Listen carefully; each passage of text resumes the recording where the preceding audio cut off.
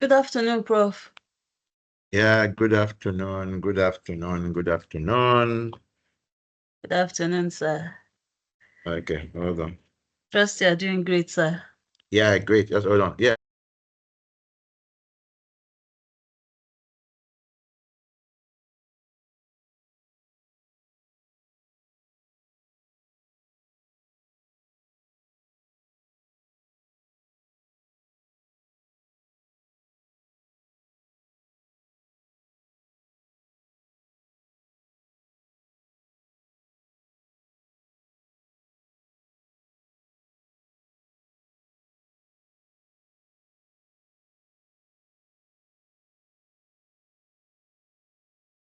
Yeah.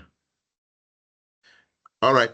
Sorry, I'm just trying to. I took my daughter for first aid, and I need to pick her, but I'm trying to organize someone to pick her. I'll be with you now, please. Okay, sir. Thank you very much, sir.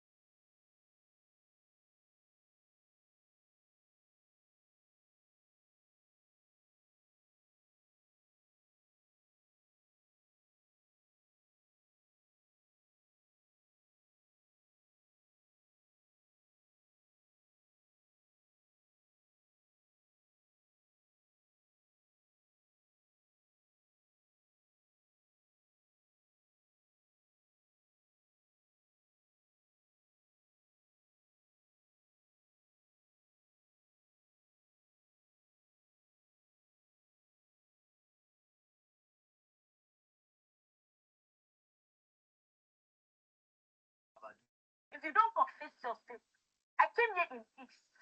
If you don't confess your sin, right here and now, to this beautiful young lady here, then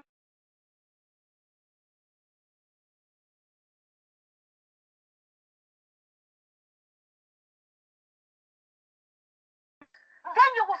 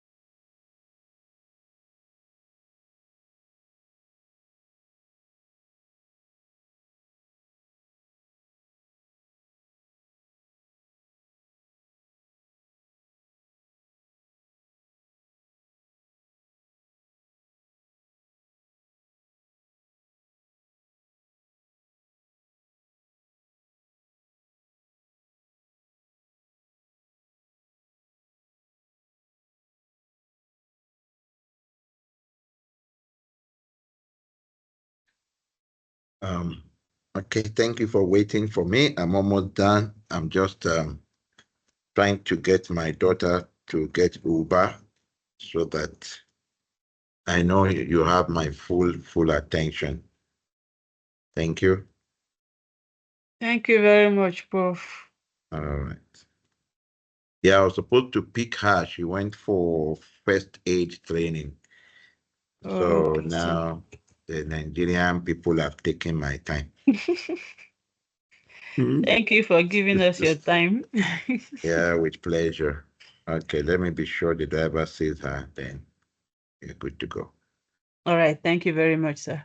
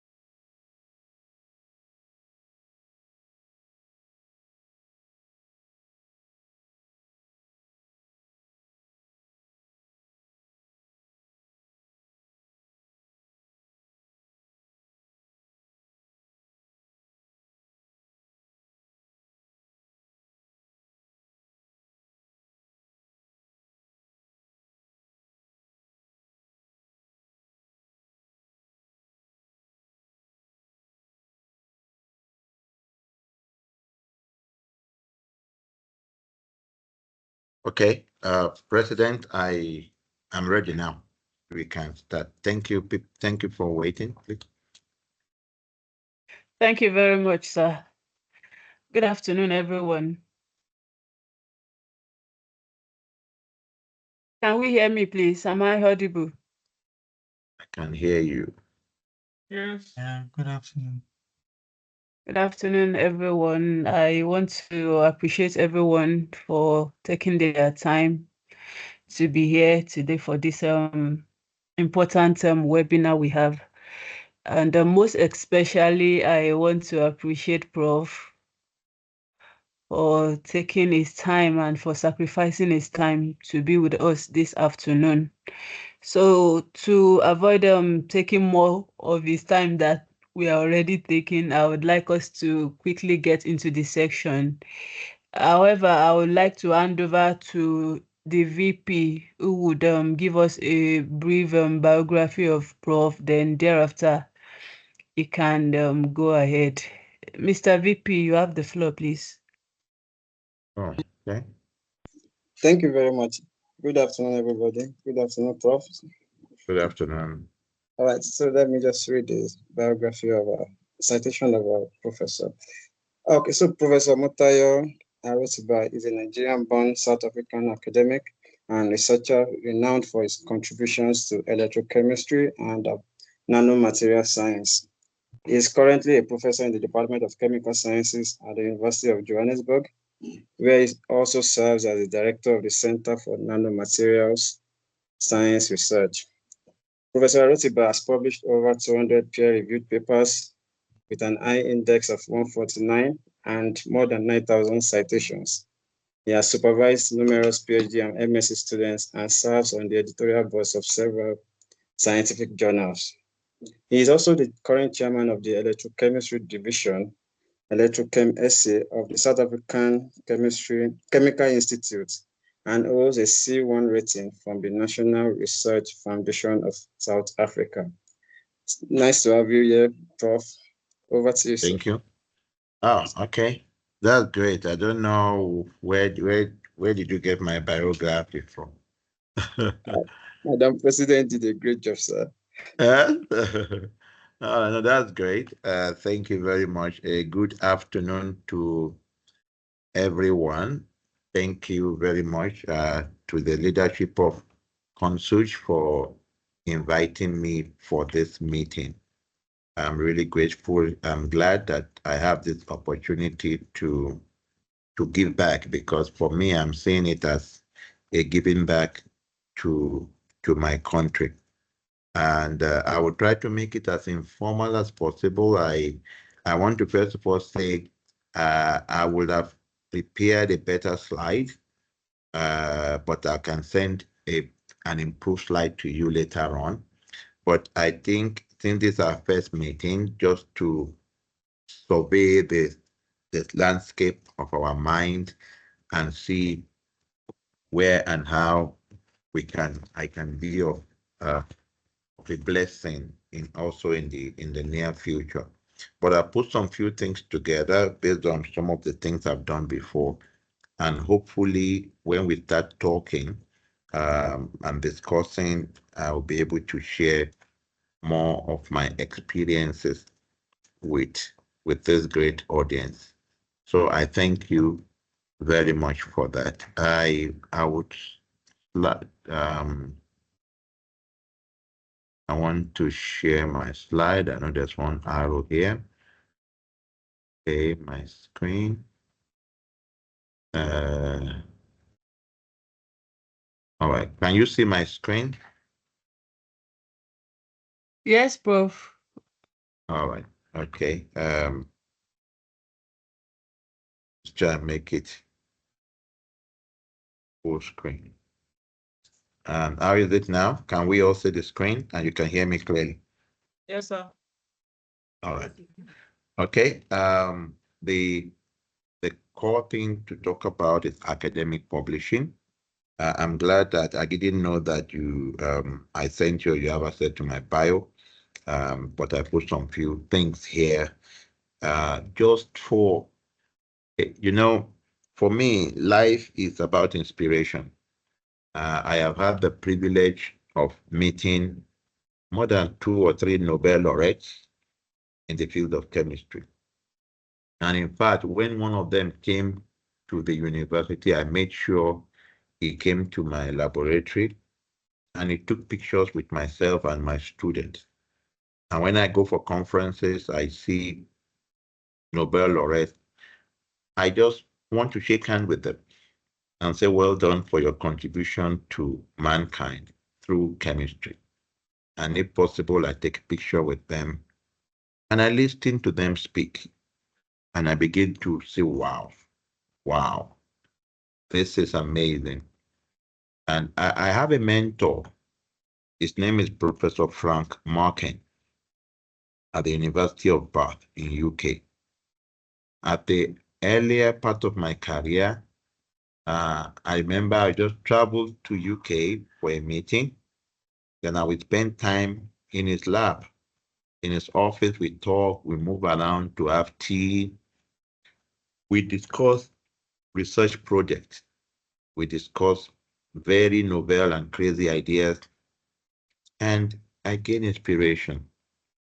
And so I'm hoping also that I'll be able to inspire you. So some few information I give about myself has nothing to do with bragging, but maybe somebody will be inspired.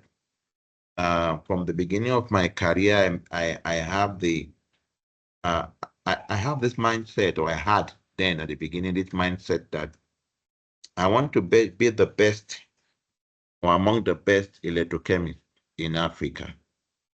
I want to be one of the best electrochemists globally who has an African descent. I always want to feel that, well, it's my dream, to be a leading voice in my field in South Africa.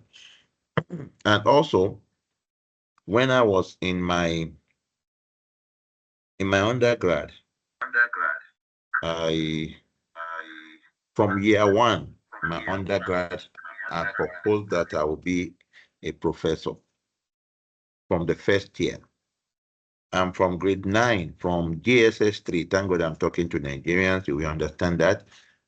From GSS 3, that was when I made up my mind that I would be an industrial chemist from GSS 3. And so I went to university to study industrial chemistry. And while I was in university, my dream was to be a professor, a scientist. And then I wanted to be a professor in a field where only few people have that skill in Africa. And by the time I was finishing my PhD was on DNA electrochemistry. By the time I was completing my PhD, maybe arguably I was the first or the only one in Africa to have such a skill when it comes to DNA biosensing. Maybe some other people later on in Morocco, so we have a strong electrochemistry group in Morocco. Why am I saying this? I don't know. I've not had time to scan the audience, my audience. I don't know whether you're early career researchers. I don't know whether you are PhD student. I think it would be good for me to know that actually. But I'm trying to tell you that there's nothing wrong in dreaming. There's nothing wrong in dreaming because when you have where you are going, when you have a vision, there's a way you do things. And people may not understand you, but it's your vision speaking. Life, people say that life is a race. I agree. Life is a race. But you see, we are not racing. I'm not racing against anybody. I'm racing against my vision. So when I see people who are crawling, I'm not jealous of them because maybe their vision demands that they crawl. So if crawling will get you to where you are going, why will you waste your energy walking? If hopping will take you to where you are going, why will you waste your energy running?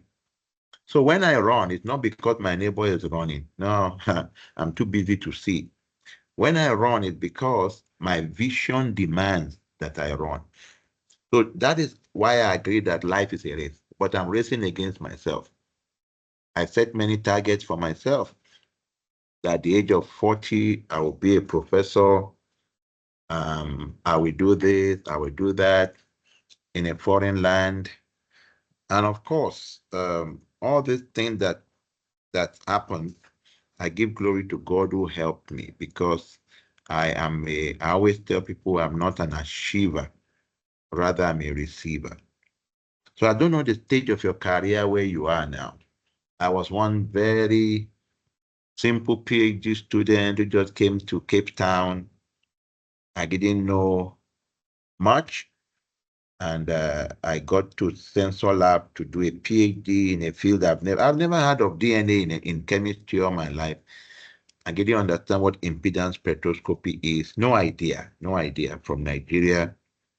And the bursary then, I know things have changed, but the bursary then was small, 35,000 Rand. And in that small bursary, I had to take care of my wife. For those of you who have wife or husband and or children, sorry, I don't use partners. I don't know what partners are. Um, maybe you're also wondering. So I came in 2006, March 12, 2006. That was when I came to South Africa, and my wife joined me in September of the same year. So with the little money, you see, so maybe you are also here, you are starting very rough and finances. I remember those days I don't enter Woolworth. I don't enter Woolworth because I believe Woolworth was for the rich people. So the best I do is go and window shop. My wife is the one that would tell me, enter, what is the big deal? Let's buy things here. I said, no, let me just stick to my shop right. And we got a room on campus, postgraduate school. And after postgraduate school, when my wife got pregnant, we had to leave the postgraduate school. So we went to rent a house in a place called Bella. And because we went to Bella because I'm a missionary, and we have been doing some mission work in that area. So I just felt, why not go and live among them, since they are the people we are reaching out to. So that community is roughly 100% colored. And we went to live in that community. We rented a room. So it's a 2-bedroom flat. So we rented a room, and my landlord asked another room. So you can imagine a couple expecting baby in one room, in another room, in another room. And so it was a very humble story. We were the only Black in the community. And some of my friends who were South African told me that I would go and die, because how will I be living among colored people? And because very rough, gunshot almost every day, drunk, drugs, alcohol. It was really, it was really a bad community. But that is where we feel God wants us to stay. So we stayed there and preached the gospel to them. And please, I am aware also here that people have different religions. So I'm just sharing my life example about how I got to a community. So I'm not in any way talking about religion here. Um, I'm just talking about what motivated us to live there. And another thing that also took us there was our pocket. We could not afford much, so we had to manage with what we had. So maybe I will continue that later, but just for you to know, you may not be the worst. Funding, we've all been there, we had it. The challenge. I remember that time my usual lunch used to be magwenya. I don't know whether you guys know magwenya. Like Prof, magwenya, and it used to be magwenya with minced meat or with chicken liver. Almost every afternoon, that was the best we could have. My wife is very good at making hair. She made braids. So, and me, I'm a very good marketer. So she will make hair for people. I'll be the one to market. People will come to our room. Those days, she will make hair for them. And we're making 300 Rand every week minimum. And that was enough to buy our food in 2006. So I really thank God that simple skill she learned in Nigeria. So maybe you are here also thinking of importing your spouse. If your spouse can make dresses, if your spouse is a tailor, believe me, she will make more money than you that you have PhD. So if you're planning to bring her in 6 months, let her learn something that can make a difference. Here you want to patch a small cloth.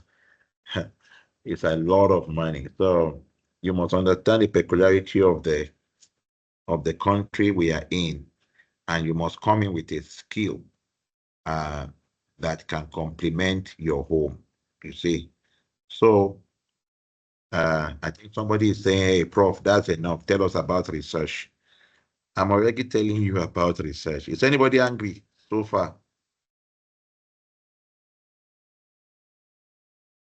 No, sir. Hmm? No. That's all, Somebody, sir. is somebody saying go straight to the point? Reminding me of COVID when I used to lecture in COVID. Please, I need you to talk back to me so that I know I'm not talking to machine. Is anybody angry yet? No, sir. We are enjoying you, sir. Okay. So I'm just trying to let you know that I think one of the gifting I have is inspiring people. So I believe so. I believe so. And so I'll tell you that. So just for you to know you're not the worst. You're not the worst. You're not the worst. And because PhD, postgraduate study matters, PhD needs a lot of your mental strength and emotional strength. And sometimes we get injured in that area. Maybe you are not getting your research well, pressures from family here and there, but you're not the first. But Professor Arotiba was also there, you see, and they tell you about foreigners, you're a foreigner, blah, blah, blah. I was also a foreigner in Makwele like you, and one thing my professor told me was that Tayo, if you want to make any impact in this country, while the South Africans are having 60% and they will get it, for you as a foreigner, you must have 90% before you are considered. So please don't fool yourself thinking that if you have 60% and South African has 60%, they will look at you. No. The only way you can get attention is to have 90%. And in that case, they are forced to look at you. Oh, what a brilliant counsel Professor Emmanuel Iwoa gave me, that you cannot be an average to compete in a foreign land. You cannot be an average. You need to excel because excellence has no color. Excellence has no gender. Excellence has no race. To a large extent, especially when God's favor is also with you. So I had that was a mentality of my PhD because I knew I've come to stay for a while because I came in here also as a missionary. So I had to push from the beginning. And that is why I love this academic publishing that I want to talk about, because this is one of the area where you can single yourself out. Okay. I will jump this. This is my area of research. I don't think I should bore you with that. You can always Google things. And I do a lot of work on electrochemistry, water treatment. Okay, let me just say it. I don't know, maybe somebody may be doing some research and may want my advice or something. So I work on electrochemical sensors and biosensors. My latest passion is photolithocatalysis for water treatment and green energy. I work on sonar electrochemistry using sound to treat water. And I also do work on membrane electrochemistry and also other membrane for water treatment, especially when it has to involve multifunctional membrane, like putting enzymes on membrane. I hope this is updated. So I had my PhD in 2009. I completed my PhD in 2008. Okay, so my PhD was 2 years, 8 months. I spent 2 years, 8 months to do my PhD. I need to tell you that also. Maybe somebody will be inspired. My PhD, you cannot be a Nigerian and you come here to do PhD for 5 years. We are supposed to send you back home. But if you are having 5 years, no problem. If you want to talk about it after now, because sometimes research gets out of hand and there are ways to manage things, okay?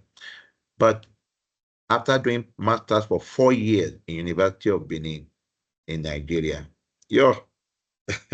4 years master. So I came to South Africa angry, to make up for lost years. I was among those who suffered the ASU strike of those years. I got to university in 1992, 93. And I spent 6 years in University of Ilorin. There was a time lecturers were on strike for 8 months, 7 months. So we lost 2 academic sessions. So industrial chemistry became medicine. So after doing 6 years in undergrad and doing 4 years in masters, making 10 years just to have a master's. So you can now imagine why I used 2 years, 8 months for my PhD. I was practically sleeping in the lab because I was angry. Enough of time wasting in my life, and I was opportune to be in an environment like you are now, where things work better than home. So I finished my PhD in 2008 actually, but graduation was 2009. And I got my first job was 2011 as a senior lecturer. I skipped lecturer, okay? And that is also why I'm giving you this, because by the time the job came out, I did 2 years postdoc. 2009, I did postdoc with UWC. 2010, I did postdoc with UJ.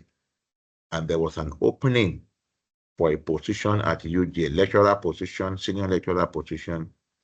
But because of one of the things I'm going to talk about today, by the time I finished my master's and my postdoc, I had quality papers that qualifies me for senior lecturer. And quality experience that qualified me. So don't forget, I didn't marry South African, so that you don't think because I married Lesedi, that's why I did. My wife is not Lesedi, my wife is Adeola. So we're both Makwere. But to God's glory, I got the job, and I contested with other South Africans also. Yeah, but I got the job. And one of the reasons was also the quality of my publication as at that time, and the amount of papers I already had as at that time. And of course, even with those papers, is associate professor in some other smaller universities. So I rose through the rank. 3 years after, I became an associate professor. And 3 years after, I became a full professor since 2016. Okay. So far, I've supervised 21 PhDs. Interruption. Sorry. And I've graduated 23 masters, and 18 of them finished with distinction. I don't know if there are master students here. Is there any master student here? Anybody doing masters here? Okay, I'm on full screen, so I can't see chat. I'm sorry, I'm using full screen, but I don't know. Maybe I'll share it. And I know one of my trick, or let me use the word wisdom of getting 18 distinction, is that almost all my master students publish a paper before they graduate. Almost all of them. Some of them publish 2. I had a master student who published 4 papers. Okay, and in a normal examination, for example, I examine a lot of theses. If a master student has published 1 paper in a credible journal, without me opening the thesis, that student has a distinction. Then I now begin to mark you down, because sometimes you write a good paper because your supervisor wrote it for you. Then you write a nonsense thesis or dissertation. Then you lose mark. Then at the end of the day, you have something like 70. But without opening, the moment I see a master's with a paper, it's a 75 automatically. So when your thesis really, really impresses me, I give you 80. But when you write nonsense, then I give you 70. I don't think I've ever given anybody lower than 70 for masters with a paper. I don't think so. And I've examined many of them. Okay, so ongoing, I have the following, and my Google, my Scopus H index is 46. I know Google Scholar can be very inflated, but check Scopus if you want to compare people. I have 46 and I have 50 on Google Scholar. Any questions so far before I go to research and publishing? Is there anybody who want to ask a question? Let me see where. Or should we leave question to the end? Yes, Prof. I think we can take all questions after the section. All right, ma'am. Thank you very Yes, much, sir. Your Excellency. Okay. All right. Now, I know you guys are all researchers, but I always like to define research for people, because many people are not organized from day one. For example, when I was doing my PhD, I had a particular way of storing my data. I had a particular folder system. I have a folder. I do month by month folder. I have a January folder where I put my result, February folder. I have a folder for papers that I downloaded. Later on, of course, I got to know about EndNote. I have a way of storing journals. I have a way of storing my results, so that when my supervisor just say, Tayo, can I have this? I know exactly where to go. I had a lab note a detailed lab note. If I ask you now, fellow Nigerians, let me talk like our president. How is your lab note? Do you have a lab note? Do you have a work plan for August, for September or for November, October? What are the things that you plan to achieve in September? Have you achieved them? What's your plan for the remaining 2 months of the year before December kicks in? What are the areas you need to do? How have you outlined to go about your research? Oh, family, I see a lot of us now, especially in this generation, people are just so disorganized. There's nothing systematic about their life. And that's why people wonder, how do you do it? You still preach the gospel, you are a father, you are somebody still asked me today because I was on evangelism today, and somebody was just, how do you do all these things? And I have many international appointments or assignments, you know. I have many international assignments, and as a missionary, I'm a mission director of a ministry. What that means is that missionaries report to me, and I mean missionaries across many countries: Brazil, Cote d'Ivoire, Gambia, Ghana, Liberia, Europe, and numerous villages where there's no light uh, in Nigeria. But somehow, I'm coping. That's a talk for another day. But I just see how people are not systematic. So I want to challenge you. Go and read what is it. How is it that the white people, you know, when I go to labs in UK and many of the old professors, and the way they are so organized is amazing. So you be your judge. How is your lab note? Some of you, your lab note is like a jotter. Some of you don't even have. You don't keep record. You just do it as you are led. You know, no date, no plan, no. I don't know how people can do things that way. So research is a careful consideration of study regarding a particular concern or a problem using scientific method. Careful consideration. Mind you, this talk is for everybody, whether you're a scientist or a social scientist or language, wherever. So I'm not teaching chemistry at all. So this is research, not chemistry. So it's a careful consideration using scientific methods. According to the American sociologist Robert Barby, research is a systematic inquiry to describe, explain, predict, and control the observed phenomenon. Systematic inquiry. If you are not systematic, publishing in paper will be a problem. I can tell you that. Research is formalized curiosity. I don't know whether you have a small jotter where you write your ideas. I call it idea book. Because these ideas come like a flash. Bam. People call it the moment of genius. All of you here, you have it. There's this moment of genius, but you know, if you don't trap it down, in fact, if you don't leave your room and quickly go to the lab to check it, you may lose it. I'll give you an example. I had a moment of genius. Maybe I will call it revelation. And I saw a spider on the wall. And my PhD was on dendrima. You can Google it, a dendrima. A dendrima is a globular polymer. So globular, and it has many sites, many, what do we call this? Many end group. And you know, a spider has 8 legs, and spider are able to walk on a wall or stay upside down because there's this force of adhesion between their feet and the surface they adhere to.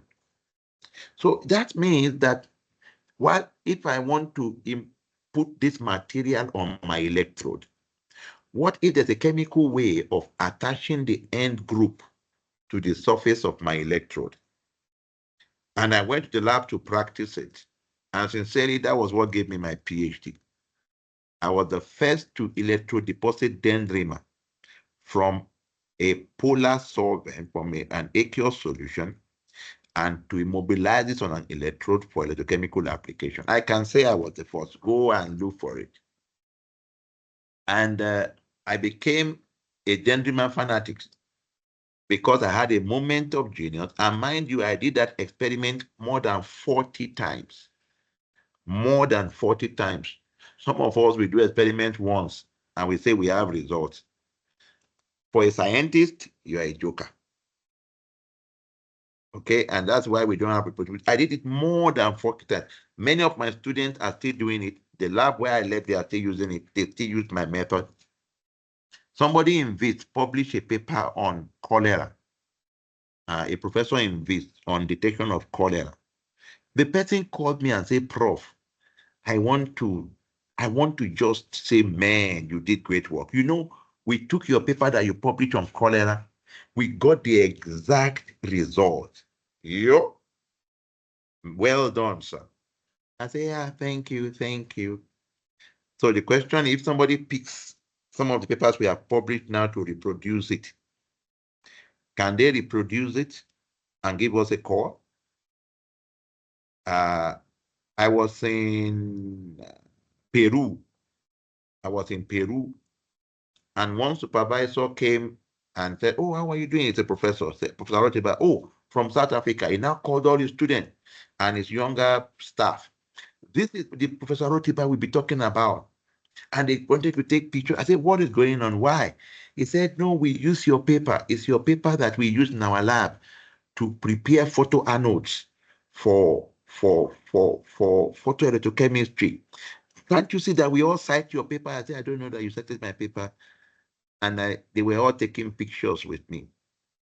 And my students, I don't know whether they are here, but my students know if your work is not well, sorry, we are not sending it out. That was even when, in a way, I had no name. Not even now that people know me, now I can't come and mess up what God had built for me. My first paper was in the best journal of electrochemistry, my first paper. So I started rightly, I started well, and I started on a very high note. You know why? I wanted to be the best electrochemistry from Africa. So if you want to be the best, man, you can't just waste your data and publish nonsense in the name of publishing because everybody wants to publish. I have a vision. I know somewhere I'm going. So write it down. Can your work be reproduced? I can give you many examples, many examples. Oh, it's you. Wow. I know you had, I used your paper for this. It was your paper I used to do my this. It was this. I said, okay, glory to God. Hallelujah. Using my own language, sorry. So, systematic inquiry. I need to go straight to business. I'm sorry for boring you with all my story, but somewhere in my mind, I know I'm communicating. I know it. I know it. Okay. I know you will hear a lot from people. Many people will come and tell you many things. But this is my own angle, to probe your mind. This is my own angle to challenge your mind. A Nigerian came here, brought his wife, like many of your stories, see who he had become today. Yeah, me too, I can do better. If that's all you take from here, going back to the lab and go and write a proper lab note, like a PhD student that you are. Have a research plan. Know that you have a mind that can do a lot of things. Start with integrity. Oh, I will come there later.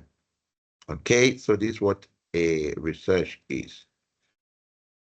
I love talking about this, but I think I've talked too much. I want you to just know who you are.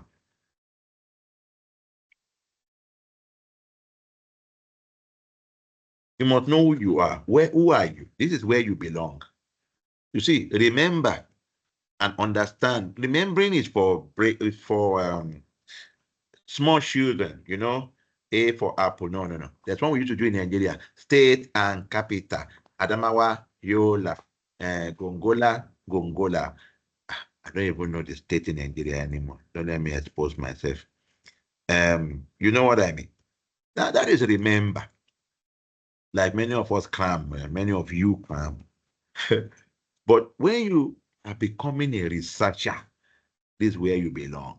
Analyze, evaluate, and create. So you ask yourself, I just bragged a while ago that I was the first to electrodeposit polypropylene imine dendrimer on electrode surface.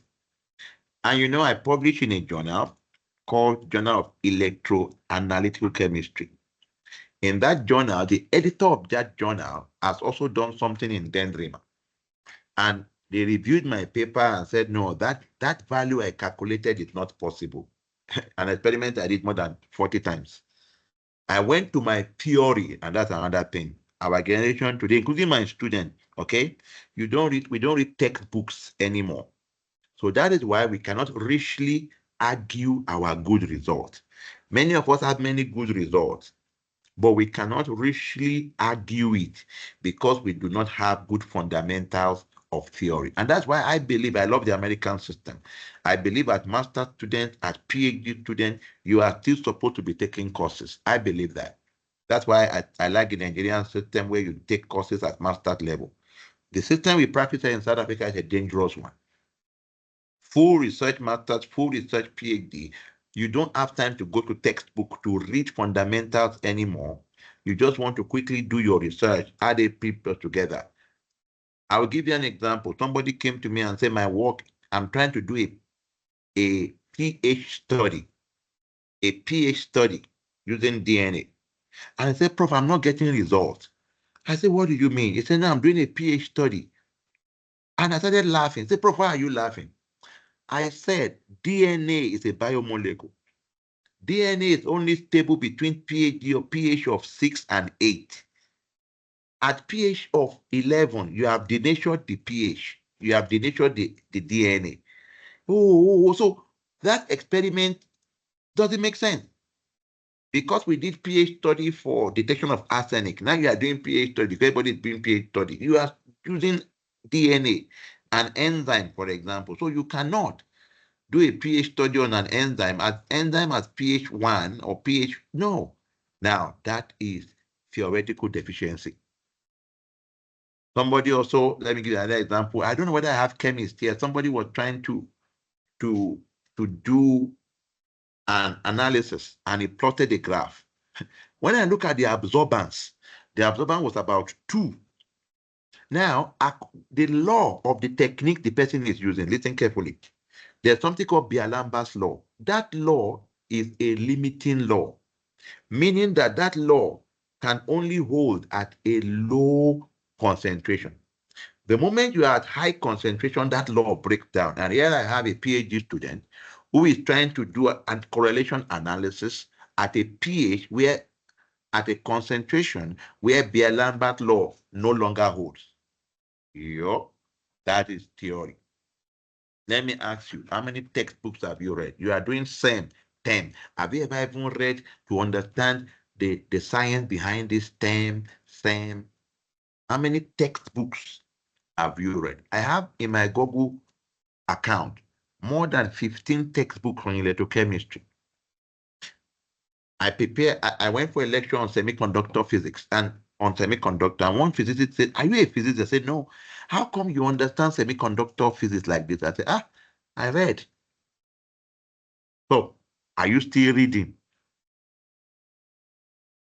Because many of my students come to me and say this thing. When I look at the results, I say, wow, this is fantastic. Prof, what is fantastic here? Because I have the theoretical understanding to make a sense of that result. So let me cancel us. Even those of us who are early career, let's go back to reading textbooks. I mean, good ones, not all this funny one because everybody wants to write books and they want to have units. Oh God, not that one. That people just gather PhD students together, people who have not done much, and they write textbooks. You see, I see that PhD students are writing textbooks. Academical culture is people who are experienced, even in review that we have messed up now, that even everybody is writing review.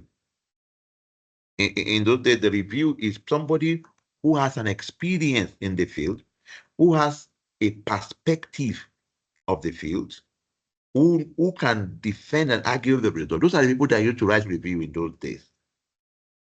Not anymore now. You see master students writing review because we are chasing unit. We'll get there because I'll teach you the chasing unit, but maybe I don't know how I can do that off record. So this is where you are. A good researcher must have the following ability. You must be able to look for information. I do a lot of training on this, but that's not for today. You must be able to look for information. Thank God AI has come to make me less important, you know. I do a lot of this when AI was not popular. And ability to develop solution and protocol to solve the problem. There's a guy who said, if you give me 6 hours to chop down a tree, I will first of all use the first 4 hours to sharpen my axe. Let me say it again. And it's also in Ecclesiastes 10, I think. If you give me 6 hours to cut a tree, the first 4 hours I will use it to sharpen my axe. So it means you need to plan, you need to think. Thinking, PhD is thinking. Is thinking. I have these books. I can send it to your president. The electronic copy if you want. Maybe you want to read more about from research to manuscript. Okay. I love this picture. We're here to talk about academic publishing. I love this picture a lot. You want your paper accepted, this is your end goal. And look at all these people who want to axe you down before you get there. And sometimes the matter can be worse if you are coming from Africa also. What are you guys doing? You know, there are many things to ask us down. Some of these guys are legitimate, you know, poor language, results inconclusive, exaggerated conclusions, improper experiment. Let me give you one about using the wrong, when you use the wrong theory or the wrong tool to do measurement. How many of you remember the ruler? That 10 centimeter ruler. Everybody knows ruler. That 30 centimeter ruler. Now, you know when you are measuring using a ruler of 30 centimeter, you can measure 15 centimeter. Then maybe you can measure 16 centimeter. The worst you can, no, the best you can do is to measure 15.5.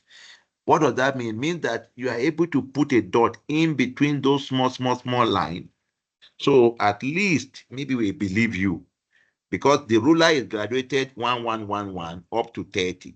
So in between 1 you can put a dot. So maybe you can measure 15.5, 2.5.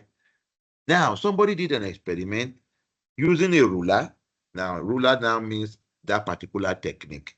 And the person claimed he got 0.0027. I think some people will join me to laugh.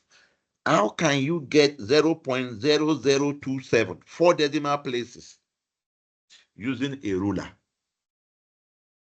A ruler, you can only have 1 decimal place, 15.5, and that one we just overlook. Now here you are, that small line, somebody is telling me I can divide the 2 small lines in a ruler, is able to divide it into 1,000. No, sorry, yeah, into 1,000. Now that is a lie. It's either a lie or the person doesn't understand what it's doing. And I rejected the paper immediately. I said, this paper, this result is unrealistic because the detection limit, the sensitivity of this equipment is not even up to 0.0027. So even if all things were done well, this instrument, this particular one, doesn't have the sensitivity. And the editor gladly rejected the paper also. So there's a lot to look at in this area. Research comes from the word researcher. Let me jump that. Yes, let me talk a bit about this. Why are we talking about research today? Why are we talking about publication? Believe it or not, research publication is the currency of academics. To a large extent, family, your academic future depends on it. In those days, they say publish or perish. Now there's a paradigm shift. It's now publish, publicize, or perish. That is why your generation has a huge advantage with social media and the rest, because you need citation.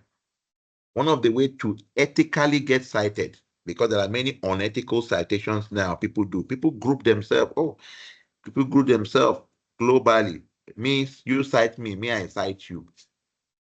That's what some people are doing. But there are ways to make your paper available for people to read. One of them is having a very good title. One of them is writing a good abstract. One of them is writing a keyword. Let me give you one of my wisdom. When I started working on Dendrima, I make sure all my title has Dendrima. So when you are searching for Dendrima, Omotayo Arotiba will pop up somehow because I weave Dendrima, something of Dendrima, something locate of Dendrima, this Dendrima. There's always Dendrima. Then later on, when I started working on photocatalysis, you will hear things like photocatalytic degradation of this. So there are some keywords I carry intentionally to make that. So when you search the engine for those keywords, there's a high likelihood that they pop up. Okay. Publicity can be done in many ways. I think you know better than us now. Google Scholar, what's this other one? ResearchGate and LinkedIn. I think LinkedIn is the most professional now. So there are many ways. So you must get your work out there. Publish, publicize, or perish. These are my opinion, family. Any work not published may be a waste because you didn't nobody knew all your sweat in the lab, all your pain in the lab. I think if you don't publish your work, it's unfair to yourself. It's unfair to your funders. It's unfair to others. Because if something didn't work, tell people what the results are so that people will learn from you and they don't bother wasting their own time. Okay, so this is my own opinion, brethren. Any PhD work, well, any no, but PhD work not published, why will you do such to yourself? All your night, the time you don't sleep in the night. Unfortunately, life is result-oriented. Who cares whether you don't sleep or not when we can't see the output? Unfortunately, that's how the world works. It's God that sees in secret. The world does not see in secret. Anything that can show results, nobody cares. I spent all night, just like students, they fail. And I cross-nighted, I read, but who cares? With all your reading, you score 42. The results suggest to us that you don't know what you were doing. Same thing with publishing. So I want you to make up your mind that I will publish. I don't want to waste my effort. I don't want to waste funders' money. I don't want to waste. I don't want to be unfair to myself. Over 95% of academics will not read your thesis. How many theses have you even read? Those of us who are doing PhD, how many people thesis have you read? Apart maybe from your group, and you want to know how they wrote their own. People don't read thesis. A PhD work must be publishable in a reputable journal. For my PhD, I had 5 papers. I use the word bleeding. I have bled all the data in my PhD thesis. You don't need to read it. Just go and get those 5 papers. You have my PhD. But I had a very good literature review, so you may go and look at it. But the 5 papers I got from my PhD, so my thesis is everywhere, broken into those 5 papers. And I couldn't write a review to publish then. So you must, I'm not saying you have to publish 5 papers, please. You can publish one or two, whatever you want to publish. We all have different targets, but you must publish something. People don't read your thesis. Now, publishing before submission of thesis is a better route to follow. I did a training in Nigeria many years ago when people told me, my professor said, I must finish my PhD first, then we publish. Well, thank God, if you are in UJ, you know that can't work because your professor will even be on your neck. So it's an old school approach that has been phased out of academics. Saying after, of course, after submitting, you can publish other data. By the time I was submitting my PhD, I had published 3 papers. After submission, I published the other 2. That was what made it 5. So I believe before you submit your thesis, based on your target for yourself and your supervisor and your faculty, you should have published something. So that now, when you are submitting your thesis, then you can publish the rest. And that is why I have devised a very smart way of writing thesis in my group, so that even if the student disappears, we can still get the work published. Okay. I'm thinking we pause here. Okay, so a research paper is an excellent tool. So what I want to do here is to show you the importance of research papers. I think I should give you this slide. A research paper is an excellent tool for learning about a topic of your choice. Now, the best way to learn how to write is to write. And we talk about academic publishing. President, please, is this some of the things you expect me to talk about so that I want to know that I'm not off course? Yes, sir. I'm still in line. Yes, sir. You are, sir. Are you sure? Are you speaking for yourself or for your family? For your Nigerian students. Yes, I believe I'm speaking for us. Let one other person confirm whether I'm in line or this. You're on point, Prof. Are you an ESCO member? Thank you, sir. If you're an ESCO, I don't trust you. You have had a meeting behind. Let somebody who is not No, ESCO. I'm not an ESCO, Prof. I'm a FLA member. All right. Okay. Thank you. All right. Thank you very much. Now, writing will expose you to the rigors of research. You are not a researcher until you start writing. Let me just tell you that. All the experiments you are doing in the lab, you think you are doing well. When you start writing, that's when you will know when.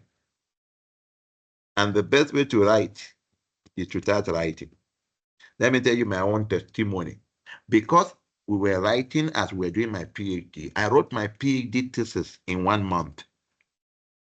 And how did I do that? There was a postdoc opportunity. And my professor said, if I'm able to submit on time, maybe I can get that postdoc. And I was not planning to submit that time. But number one, I've already published 3 of my papers. Then each paper is a chapter of its own. And literature review was ongoing. Okay, maybe some people have grace in writing more than others, but there's no way you will know you are doing this PhD when you start writing. And the best way to start writing papers before your thesis, that's when you get used. Writing is difficult. I know. And in fact, one of the most difficult things to write, people don't understand, is introduction or literature review. That thing. But if you have not written it before, you won't know how to write. So acquaint yourself with the protocol of making correct citation to source. Teach yourself how to understand mismatch of research opinion. Teach yourself to understand the various views. Those social scientists, they are very good at this. According to this person, there are 2, 3 school of thoughts. They always have school of thought, because they don't go to the lab to confirm it. So they have school of thought. You're joking. So you must understand all the school of thoughts around your research and give them their due course, and you must have your own opinion. You must write things down. Okay? Writing a research paper forces you to learn a lot about your chosen subject. It forces you to. How many of you have written it? You think you are writing and you go to a point you have to go back to the lab to check your paper? At the point you just stop, you have to go back and read something. You see, that's what writing does to you. It juggles your mind. To, fro, to, fro. So sifting through the pros and cons of opinion on any subject is a priceless learning experiment. I started my PhD in March 2006, and I wrote my first paper in December 2006 in a field that I never did before.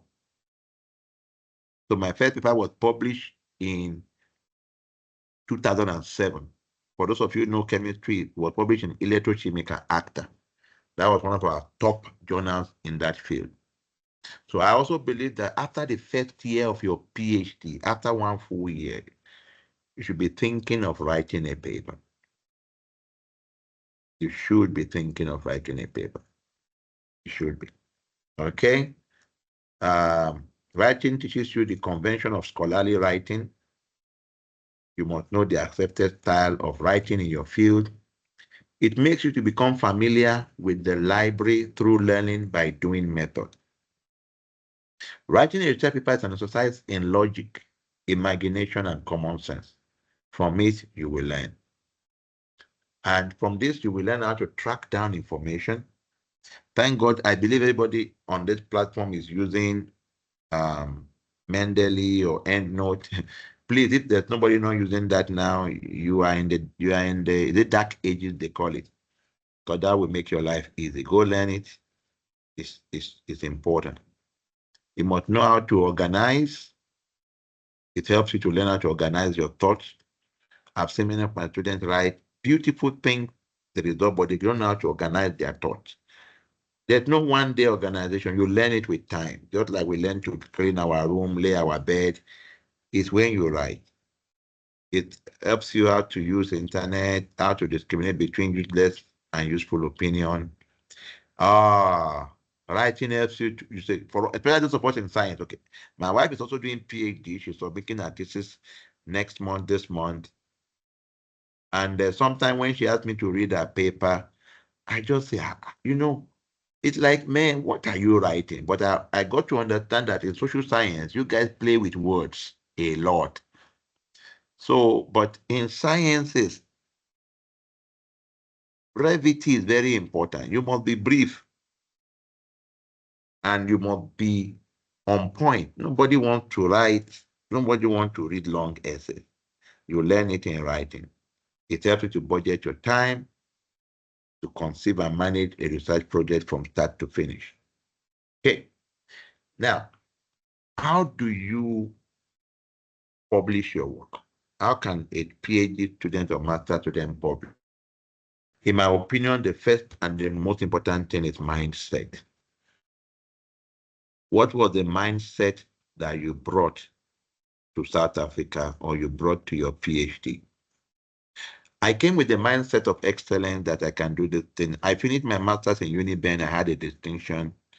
My supervisor didn't even say, congratulations, well done, you had a distinction, amazing, wow, what's your plan? Many of us come from that background where excellence is not celebrated.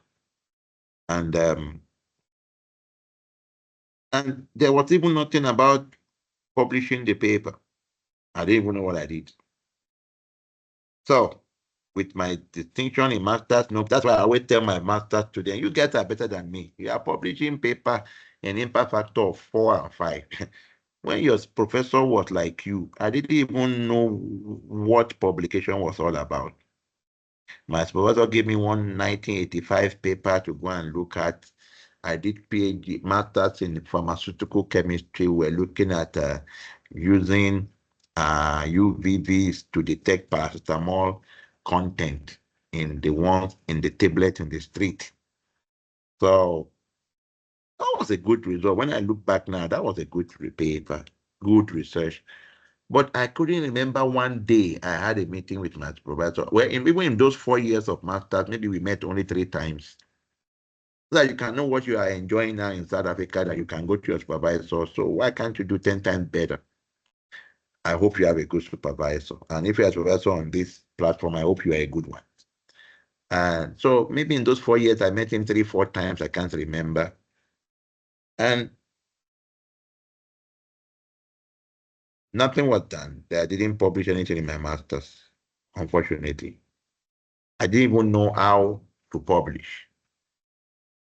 So for you to do well, you must have the mindset. So when I go to South Africa, it was a different mindset. You must tell yourself that you want others to know about your hard work. Remember, if I say I want to be the best electrochemist in Africa, it's not me that should be saying it. I should be able to convince people that I'm among the top electrochemists in Africa, or among the top in South Africa, blah, blah, blah. The supervisor must instill this mindset. Well, my students are blessed because they have a lot of cloud of witnesses looking over their head. When you come to a group where PhD students publish average of 3 papers, master students publish average of 2 papers. Some of my current master students now say they publish 2 papers, 1 paper. So the culture is already there. So you just come into it. So I think my group is a bit different because now you come into it, you see a master student. And when we are doing research group meeting, we celebrate this person published this paper. So if you're a PhD student there, you don't have a choice if your master students are publishing. So I think, I don't know the culture in your group, but mindset, your own mind. Even if your group don't publish, you must have your own mindset that I must publish my work. I can do it good. That's why PhD is an international degree. It doesn't matter where you got it from. PhD should have the same respect. Either you got it from Harvard or you got it from TUT. You can do a good PhD work. So mindset is important. That in this my master's, in this my PhD, I want to publish. I really hope I have many first year PhDs here or second year. Your mindset is important. I'm going to publish my work. So you start reading papers and looking at that. How do I know I am ready to publish? How do I know? Because many students do not know they are ready to publish. Let me give you an example. And I can mention name here. There's a professor in this group. There's a professor in our department currently. She's Professor Malinga. She was my PhD student. How did I come to become a PhD supervisor? She had a lot of papers in her master's, I think 5 papers. And when she got to PhD after 2 years, nothing was working. She got, after 1 year, 2 years, 2 years, she got frustrated, knowing fully well how masters went for her.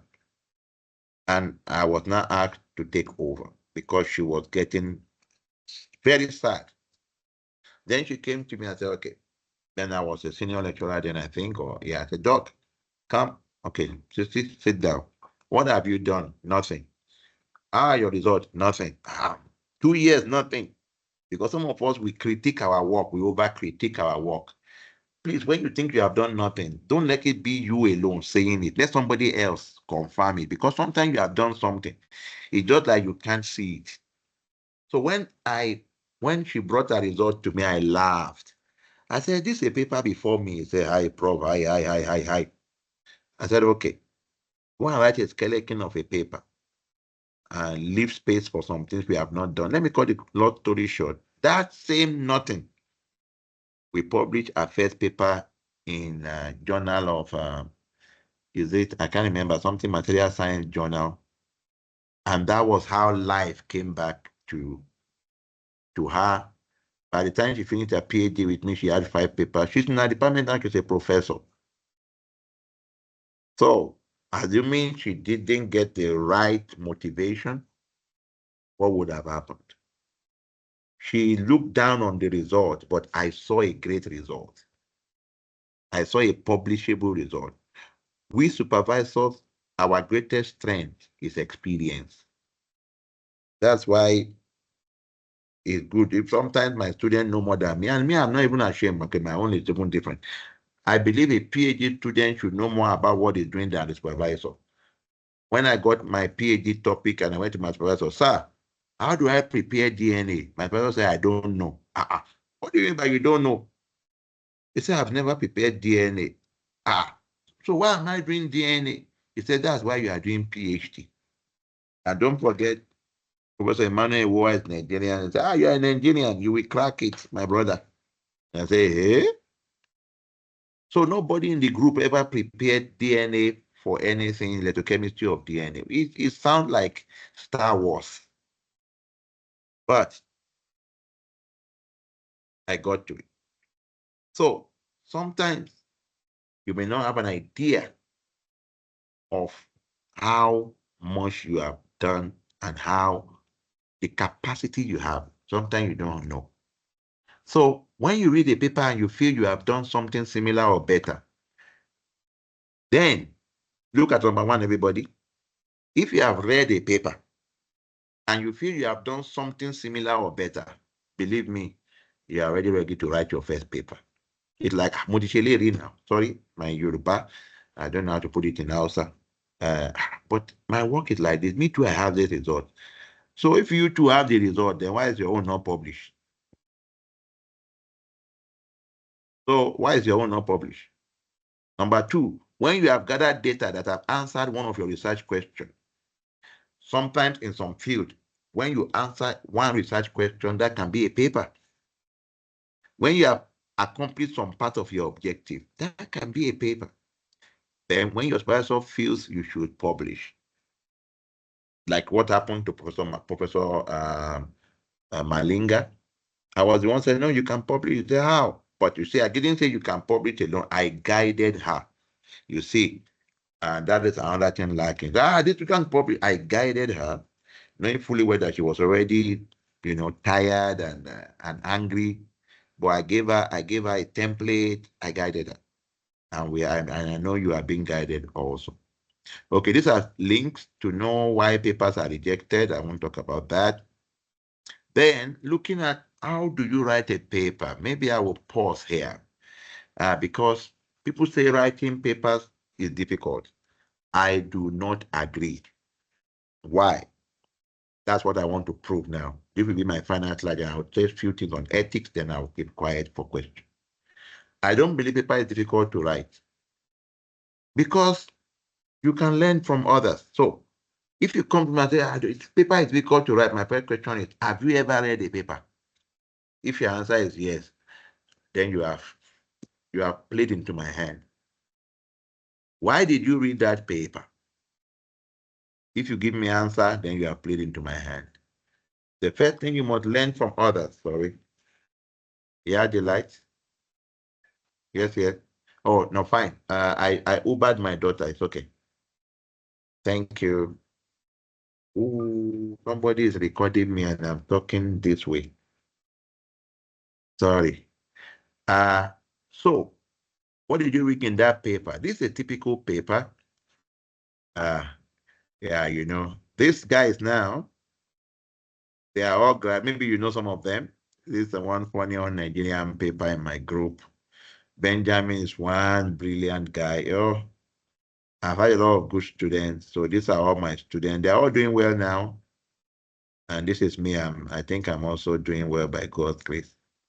So if you have read a paper, in that paper, you took a journal because the first thing that which journal should I publish? The question, why did you read that journal in the first place?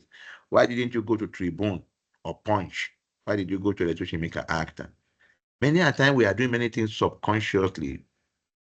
We are doing it right, but we not paid attention to it. Title, abstract. Language, structure, presentation, style, discussion, and conclusion. Now, this slide, let me see what I put here. When you read a paper, you must pay attention. Not today. There are 3 ways of reading a paper. I would love to share that because sometimes you read a paper just to know, just to cite. You just want to find a paper to cite. So you look for something similar to what you are doing, you cite. Then there are sometimes you read a paper just because you want to understand the language. How do they do it? Figure 1 shows, figure 1 depicts, as shown in figure 1. Figure 1. So sometimes you can pick a paper. Don't go and pick Chinese paper, please. Pick papers, maybe Chinese one in US. Pick papers with natural people who have the language. And read how they wrote. Now, you see, So I hope you get this. You are not reading the science. You are reading to know how they wrote. I really wish you get this. Because some of us can write abstract. We don't know how to discuss. Reference to this 10th image. So when you take that paper, you are reading how the person wrote. I don't know whether that makes sense to you. So how do you do it?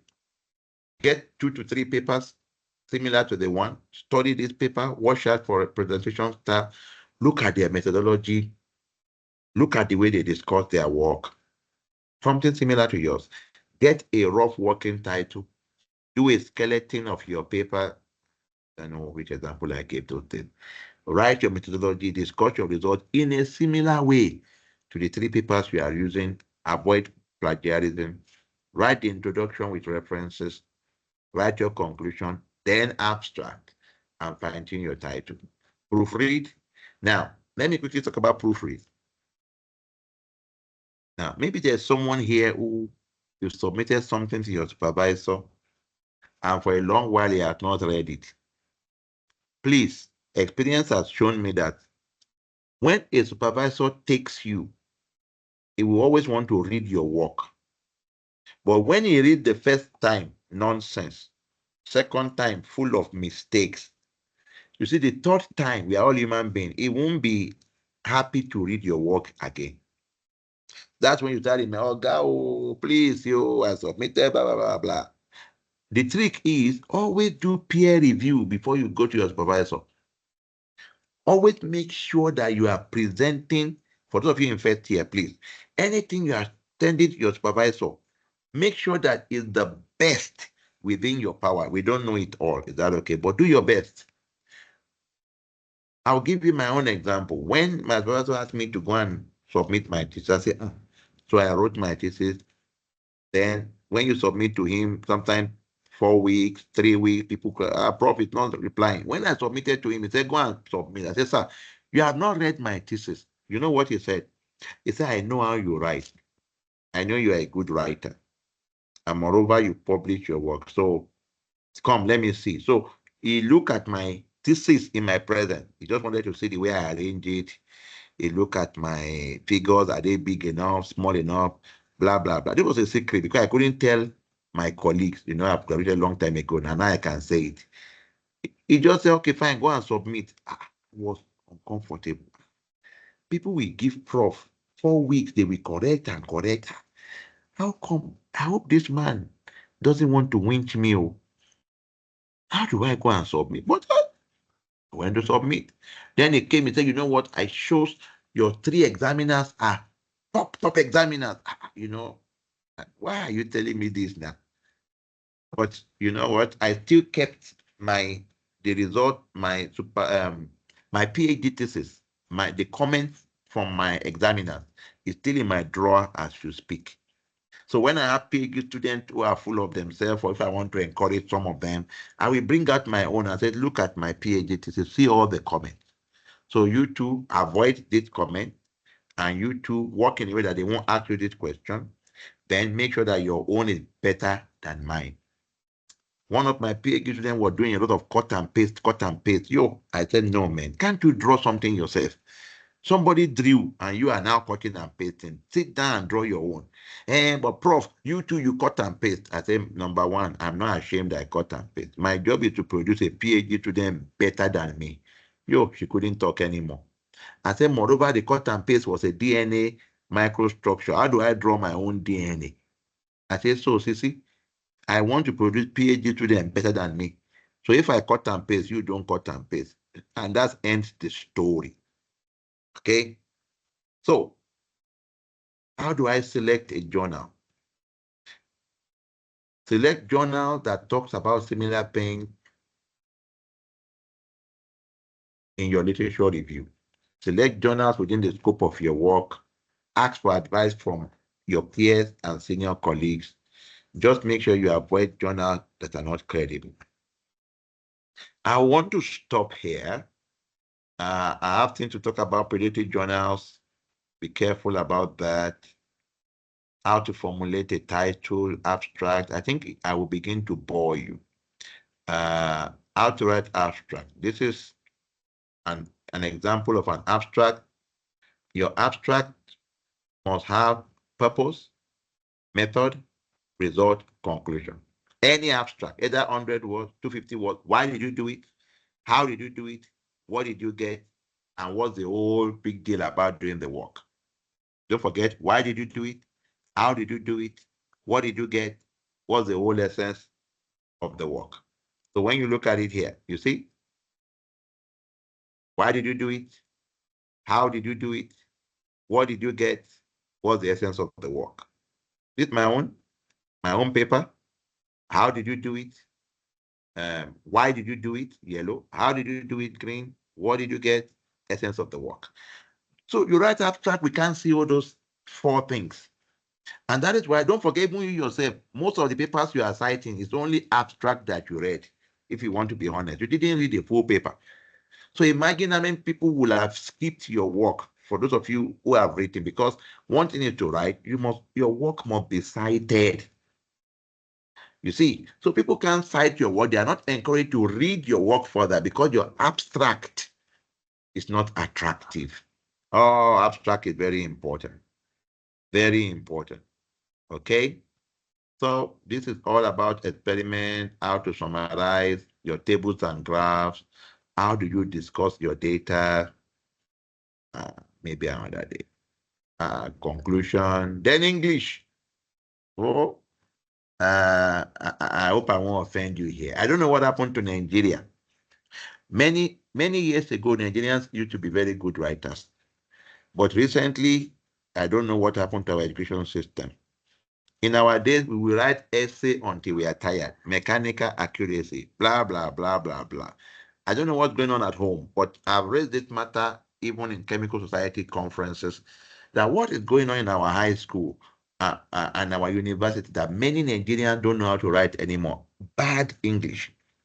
Let me tell you, you can learn, because your grammar should be basic. I'm not saying you should be speaking like that honorable from Edo State.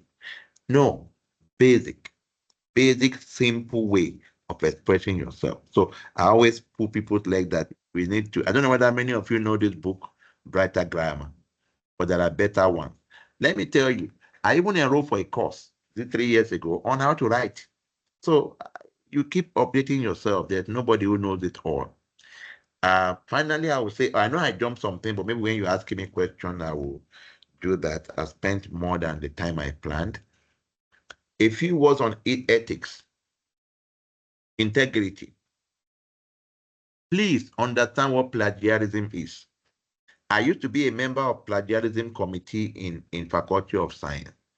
A lot of people, some people were fired, or I don't know the word fired. Some people's masters or PhD was just turned down. I remember 1 or 2 cases I saved the student because I was able to prove that the student was not intentional, blah, blah, blah, blah, blah. But just understand what plagiarism is. I just added this, please mind your use of AI. Somebody lost a postdoctoral position recently. He did all the interview correctly. I was told, I was not there. The person did all the interview correctly, and he was chosen. And this professor from US said, okay, go and write me a short proposal on what you want to do. He has already been chosen. The guy went to AI it. Even the references were wrong. That was how they said, sorry, you can't work with us. Please, this AI story, and God help also, it has its advantage. I'm not teaching AI here. I gave a conference recently in Nigeria, in Abuja, on AI in electrochemistry. So that's not it. So AI is important, but please. Now, this one I will say over and over. Do not reuse images. If you are going to take a picture, take 5 pictures. When you use one particular picture for a journal, don't use the same thing now trying to tell us that you just got a new picture. There are many AI softwares now that pick images. If you have been reading news, there's a lot of retraction now. Retraction. People cheat. And in those days, they get away with it. Now there are softwares to pick all those things. Please don't cheat. Don't let your papers be retracted. It's not right. It brings, I don't know, it's uncomfortable. There may be honest mistake sometimes, but no, please don't cheat. Don't reuse image. Somebody wrote something. There was one case, he did a nanorod. It says zinc oxide nanorod. Now, he now prepared another material, but he wanted to lie to show that that material was nanorod. He now used the image of the zinc oxide of the paper he published. He now used it again for another substance so that I can call it nanorod. And they caught the person. No, we Nigerians, we are already suspect. Don't forget. I used to be, I left the plagiarism committee because it was too emotional for me. Maybe because I'm a pastor, I just, this messy thing. But some of those cases were Nigerian cases. Somebody went to copy the wrong DNA barcode, went to copy somebody's DNA barcode. Another time I'll talk about that. Please, let's protect our name. When they see Nigerians now, they think we are cheater, we are cheat, we want to cheat people, we are not honest. And to a large extent, they are right because they have data to show for it. Don't be a cheat, please. If you can't publish 7 papers, don't worry. Your integrity will speak for you. It's God that rewards. Not everybody will publish 7. Some are publishing 17 papers, but they are all liars. We should not join them. People might clap for them, but I know many people who have published so many papers, but when we begin to have meeting of electrochemists, we never see them there. They can't show face. They can make noise everywhere, but they can't show face when it comes to people who are really expert in the field. They can't show face. They don't go for conferences because they know what they have done. Don't join those people. That's well. Okay? So let me stop here. Maybe I make you laugh. This is a chemistry joke. How do you tell the difference between a chemist and a train driver? Ask the person to pronounce this word. If the person is a chemist, it will say unionized. If the person is a train driver, train driver, they all like union. The person say unionized. So when you hear unionized, that person is a worker with the train driver. But if you hear unionized, that means the person is a chemist. So I love jokes a lot, so I will tell you the rest later. But for now, let me pause and get feedback and answer questions. I'm preaching in church tomorrow. I can't be telling them chemistry. I need to also prepare. So, friends, I don't know whether I've said something tangible. I want to put my ethics slide. At this point, let me unshare my screen. Let me stop sharing. No, I think I can. Do I need to stop sharing? Okay, let me stop sharing. And let me come back to the family. Okay, thank you very much. I don't know whether I did justice to it. I skipped some things, but I can always forward my slide. I think it's not copyright. So thank you very much. Let me get feedback so that if there are many things I can't handle, if you choose to call me another time, I'll come and handle it. Thank you. Thank you very much, Prof, for that wonderful presentation. Thank you so much. Thank you for the insight. I believe from what we have heard today, hopeful that our manuscript will be better going forward. Hopeful. However, I want to open the floor for questions. Colleagues, please, if you have questions, can we signify so that we can make it orderly and ask our questions from Prof while he's still here with us?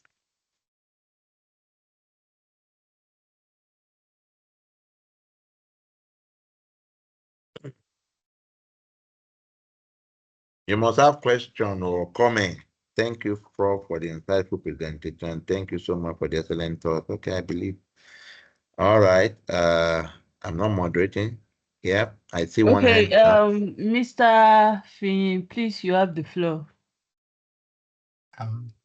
I want to thank you so very much, Prof, for this eye-opening seminar. And there was some times you knocked on. I know it's difficult when you touch a boil, but that was how it felt sometimes when you were speaking. You touched on some points that were really, really interesting. Not publishing your work. You said that it's a disservice to humanity we keep our works on the shelf unpublished, and I resonate with that very well. And you talked about this organization, organizing having a plan or having a folder for everything you want to do and achieve. And I think that's really, really awesome. That should we want to revert back to that thesis, to that paper at any time, we know where it is. I think that is very, very great. So I want to thank you so much. There was a point you didn't touch. You just showed it, you glided over, you glossed yeah, well, because of time, I understand how to select the paper you want to publish in, how to select the How journal, to? how to pick the journal you want to publish in. Yeah, how to select a journal. Oh, Yeah, how okay, to I can. select the Okay, journal. yeah. I If saw the slide, people, but you didn't talk about it. yeah, So, okay, it's fine. I can. If other people feel that I can, it's very important selecting your journal. Yeah, thank you, uh, sir. I can say a word or two after it. Yeah, okay. Thank you very much, Mr. Fee, for that question. I don't know if someone else has question for For me, comment, on for feedback, on comments or yeah, on feedback. how all my long story has inspired. Yeah, Okay, we have I see another Saeed. question. Mr. Said, you have the I did floor, Jimmy. please.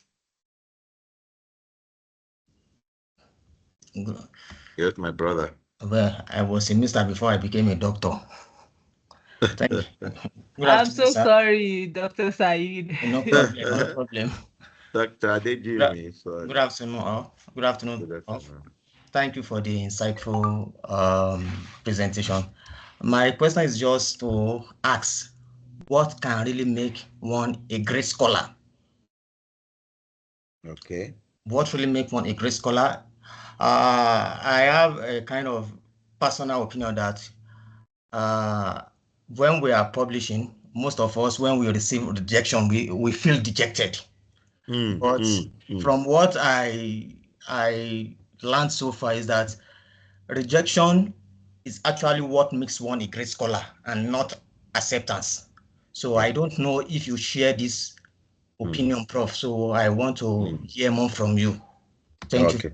Thank you very much, sir. Very good. Yeah. Let me quickly say something about that. I'll come back to the one of selecting your journal. Rejection is part of many of my papers have been rejected. In fact, some of them are, you see, when I have a work with some of my students, I allow them to submit the paper. And when we get comments, I use other people's comments in the field to improve the work. So sometimes some rejections have really helped me, especially when they comment that you didn't do this, you didn't do this, I now go back to prepare more because peer opinion is very important. This work is not good, you're supposed to do this, blah, blah, blah, blah. No matter how, for me, I know it affects students, I try to encourage them. Rejection is part of this academic life. Some of them are not constructive, but some are constructive. So it helps you to go back and do a proper work.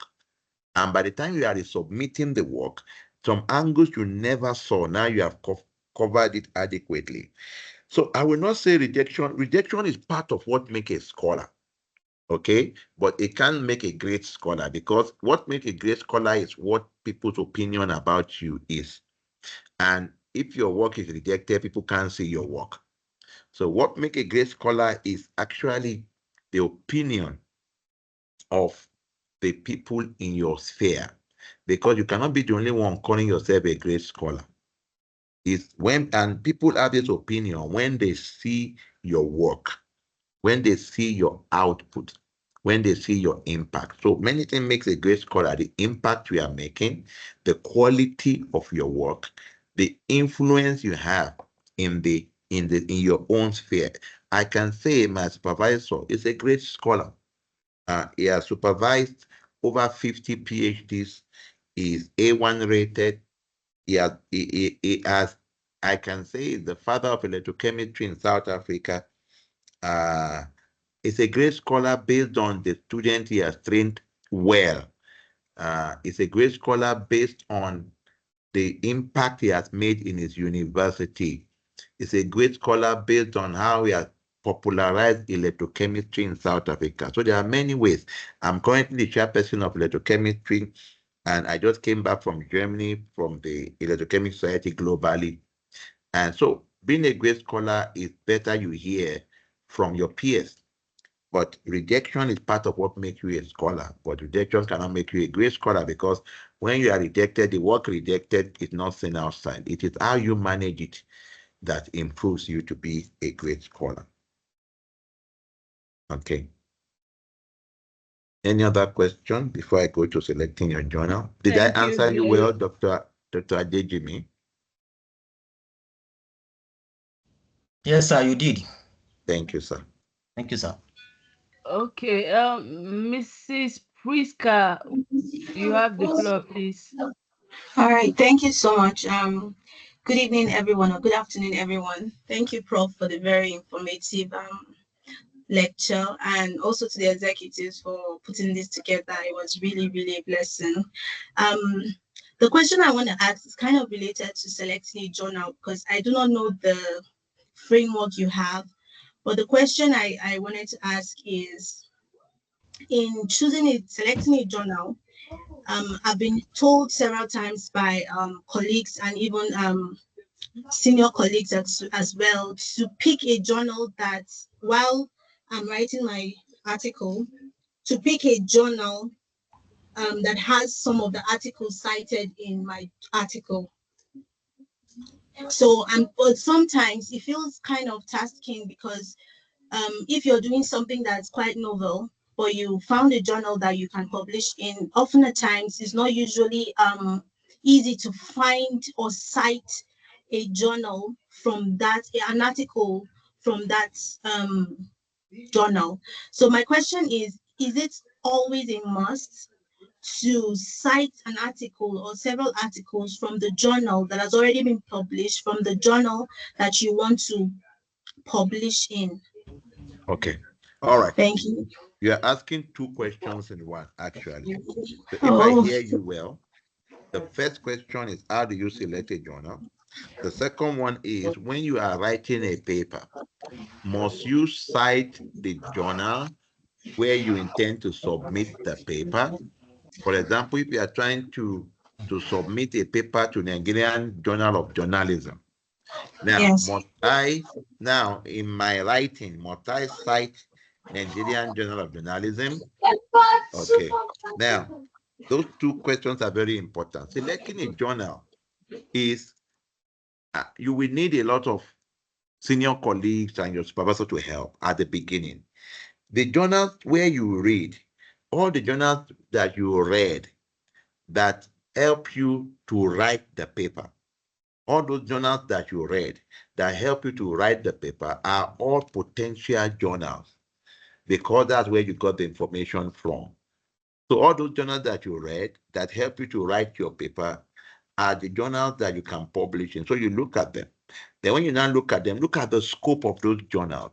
Which journal has a scope similar to the one you are writing? So each journal have scope. So take time to look at the scope. So after that, this is a journal I'm reading, that journal most people cite in our group, that journal most people write in our group. Some journals, even their names already tells you that that's the area where you can publish. Material science. And if you are doing material science, why not? Journal of Childhood Education. If that's what you are doing, why not? You see. So you can also get similar journals in that field. You can also Google it. You can AI it. Can you please give me similar journals? Similar journals to Journal of Childhood. So that is one way you look at that. Now, when you look at that, there are some journals that have very high impact factor. The quality of your work for now may not fit in. But if you want to gamble, why not? If you have the time to gamble. But for the second one, that's a tricky one. Ethically, you do not, any journal, anything you cite must be because the information in that journal is relevant to your work. Okay, so you do not need to cite the journal where you are writing your paper. However, I will advise that you do so because if you are writing a journal, a manuscript in a journal, there's a fundamental understanding that that journal is relevant. So if the journal is relevant, so why can't you find another relevant work in that journal? Now, some editors may not talk about it, but because of this impact factor race, which has to do with divided by number of citations, so many editors will be happy to see their papers cited, not their own manuscript, to see their journal cited. So I always ask my students, why not? Since you have chosen this journal, then look at the journal. You cannot tell me that your work is the only one relevant. If there is none, it's fine. You are not under a must. But if you can, I will tell you, try and cite at least one of your citation should be from that journal in the past 3 years. Because in that way, for those who are doing, you never know whether the editor is doing more business. You say, okay, at least now this is citing my paper, it's going to improve their impact factor. So if I have 2 good papers, equally good papers, and I only have 1 page left in my journal, naturally, I will choose the one where I say that the citation also includes the journal name that I'm submitting. Do you get the trick now?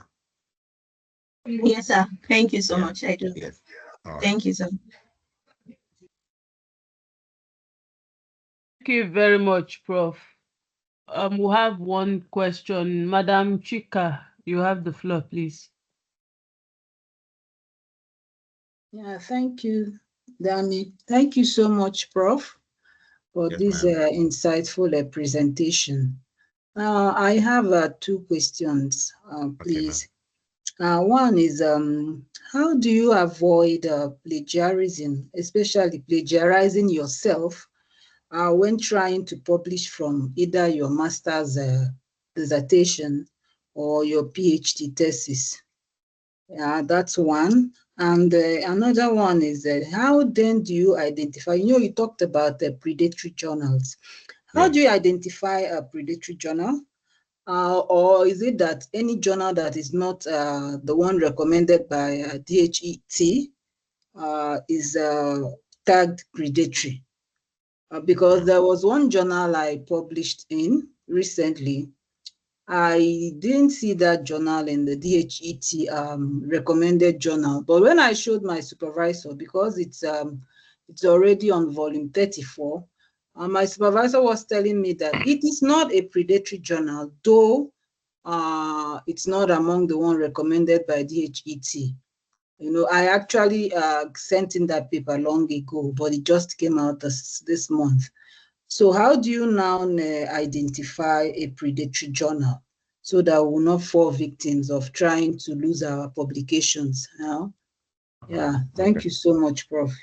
All right, thank you, ma'am. The second one, I'll start with the second one. We must understand that in South African context, because they reward university with money, there are 2 ways in which university is funded in South Africa. The 2 ways in which 3 ways, okay? The first one is through school fees. And university is not making money from school fees anymore. There are so many debtors. UJ, people are owing UJ up to R1 billion. Okay? That is why they need international students, because you are the only one they can bully to pay school fees. You see, they can't bully a South African to pay school fees. That's why UK universities are in trouble now. They are in big trouble because they made some immigration law, and that immigration law is not favoring many international students anymore. And many universities in UK are surviving on international students. UK is a very good university. If you go to other universities, the amount of money you pay as an international student is up to 20,000 extra from your school fees, just because you are international. Okay? So university make money from school fees. The second area they make money from, which is more, is from publication. The government gives money for every 1 unit published. The government gives money up to 120,000 rand. That is why, you see, so in a way, there's a business part of publishing. You know, you are the one pursuing your career. Some people at this university thinking, how do we remain business viable? So don't forget that. The paper is career and it's a business. Okay? And they may not say, why do you think UJ is saying they want to give 1,000 postdoc? I don't think they are thinking of your career, really. In a way, they are trying to say, we need more research output. And if they're thinking of career, we have many people getting PhD now who don't have a job. Let's get them busy for now so that they know what they want to do. So why am I saying this story? Then the third one is through what we call, and the name came to me now, it's not royalty, endowment. Some universities may not go poor. The endowment, people who have given money to the university before they died, universities like UCT, like WITS, Stellenbosch, the endowment they have. UJ is very poor when it comes to endowment. That's why they want to kill us with paper. People went this university, some universities, some people have given $billions or millions of dollars to the university before they died. They bequeathed their wealth to the university. Those universities, those monies, they are making a lot of money. The interest of those money alone can buy equipment. So UJ is poor on that. Now, imagine how angry UJ will be if you now go and publish a paper that is not approved. That paper you may be bragging, but UJ is angry. With all the thousands of papers, how can you go and publish a paper that is not DHET approved? That means they will not get money for that paper. So you are a loss to them. They may not come and box you, but they don't like you. Especially if I'm a professor at my level and I go and publish in a paper not accredited. So either it is predatory or not, in South African context, the first thing is it accredited? And I hope everybody is listening to me on that. That's the first thing. If it's not accredited, don't go near. Okay? Now, for me, I only publish in journals that are Scopus accredited. But we have DHET journal accredited. So now, out of all these DHET journals accredited, some journals have sneaked into this accreditation over the years and they become predatory. Now, predatory is very tricky to get. Some of them, when you see, and recently there's this journal publishing company that has entered into a lot of trouble, MDPI. MDPI, to a large extent, they are a very good publishing company, but some of their journals have lowered the standard and they have lost reputation. So any journal that has lost reputation, for now as a student, don't go near. Remember, you are the one building your career. You can't be building your career on questionable papers or questionable journals. You are just starting. If I publish, I don't think I will. If I publish one that is unpredictable, who cares? I have other numbers to make up. I even remembered I was applying for something in the US and the professor there asked me, hey, Prof, I see some of your papers are MDPI. Be careful. And you see, that is a mindset. And those journals were peer reviewed.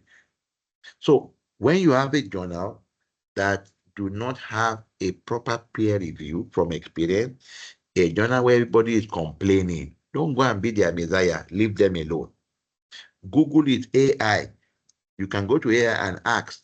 You can ask ChatGPT or any other one you are using. I use more of DeepSeek. You can ask, what are the signs of a pediatric journal? Some of them don't have good peer review. They will be begging you. When you see any journal begging you for paper, is a red flag. Credible and prestigious journal don't keep begging you. We are begging you. You have only one spot left. If you publish now, you will get, anytime you see that line, that is a red flag. Saying that our volume is about to be completed, we only need 5 more journals. No good journal will tell you that. So excessive advertisement, excessive call for papers, telling you because people think that when you pay for journal, it means predatory. No, open access doesn't mean predatory. So I think people in your field who are experienced, we know it. For example, I know many journals that are predatory in chemistry because that's my area. Okay. So when you see a paper that the editorial board, some people have editorial board that don't exist. Those people, those names don't exist. Some have been some of those journals, Pakistani, Indian journals, some of those journals, they have become so good that even the people they put are real. Those people don't even know they are member of the editorial board. They don't even know. They just put their name there.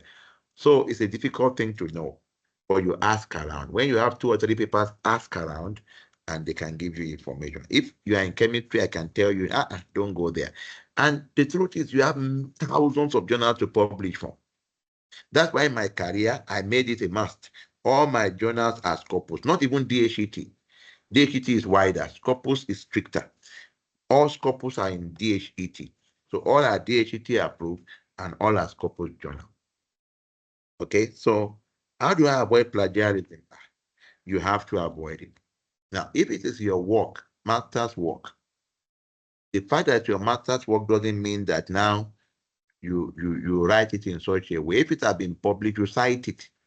If it has not been published, you cite it as your master's work. I hope you know you can cite your dissertation.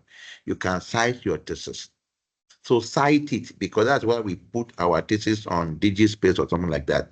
So don't just write it, cite it.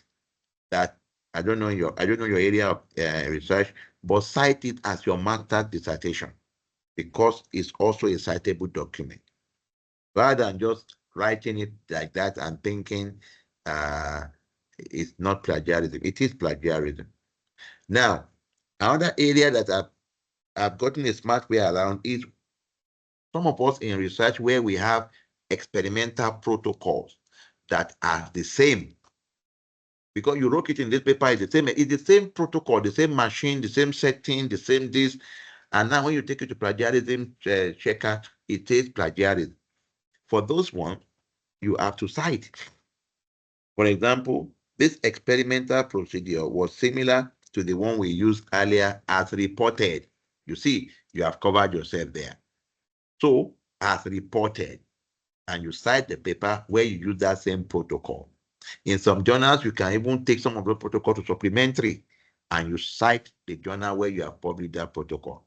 In that case now, you have avoided high plagiarism or similarity percentage. Have I helped?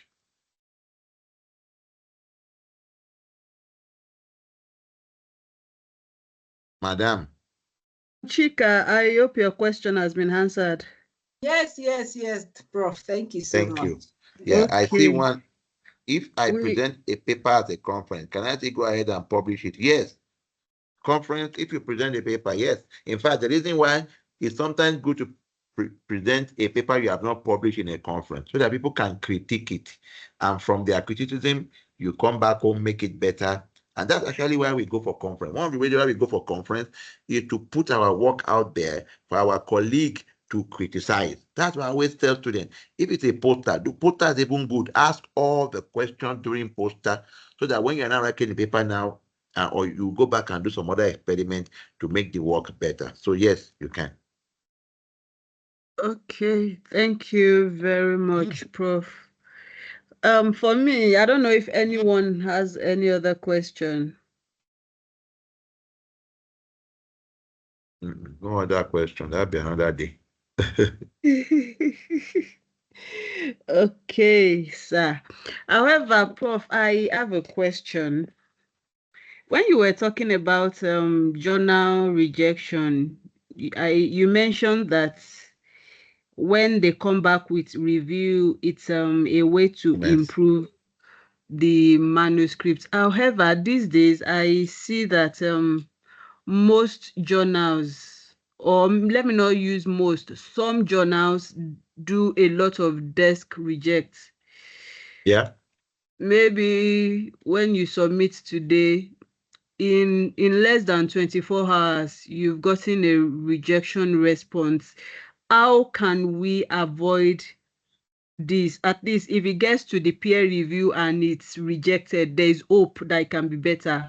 However, when it's rejected at desk, you don't even know what is wrong or what you should have done or not do. So how do we avoid a lot of desk rejection for our manuscripts? All right. Very, very good question.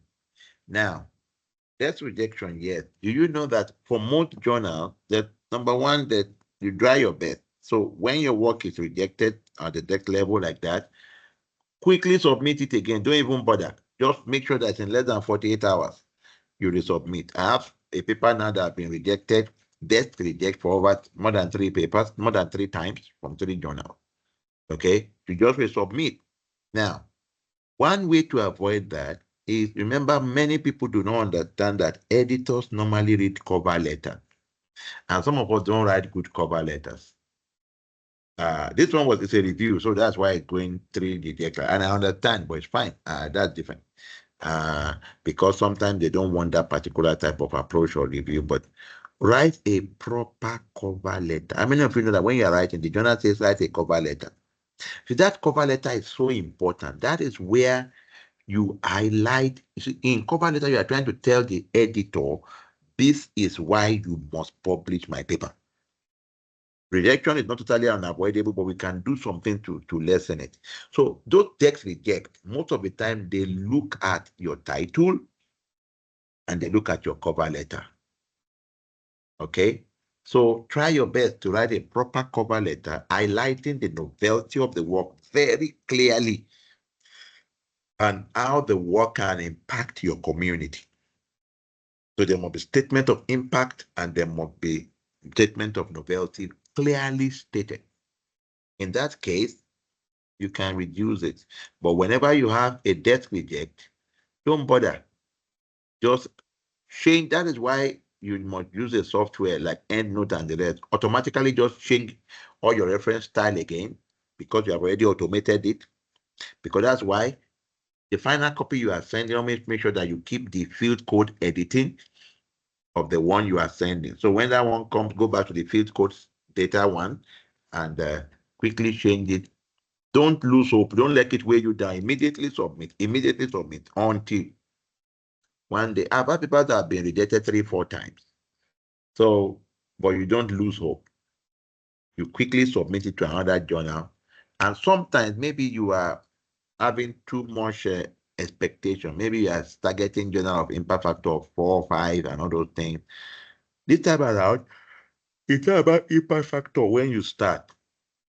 Even if it's impact factor of 2 or 1, send it there. Get your paper published first before you start talking about high impact factor, except your supervisor says otherwise. Okay. Have I answered you, President? Sir, you answered me. Thank you very much, sir. Yeah.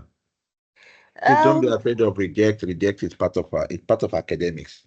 Don't let it get to you. Don't let it get to you. Please. Just push. It doesn't mean you are worthless. It doesn't mean you can't do anything. But when it comes with comment, be humble enough to approach it. Some comments are unreasonable, but the reasonable ones, be humble enough to do it, and you will get it done. I see one hand. Caller Dave.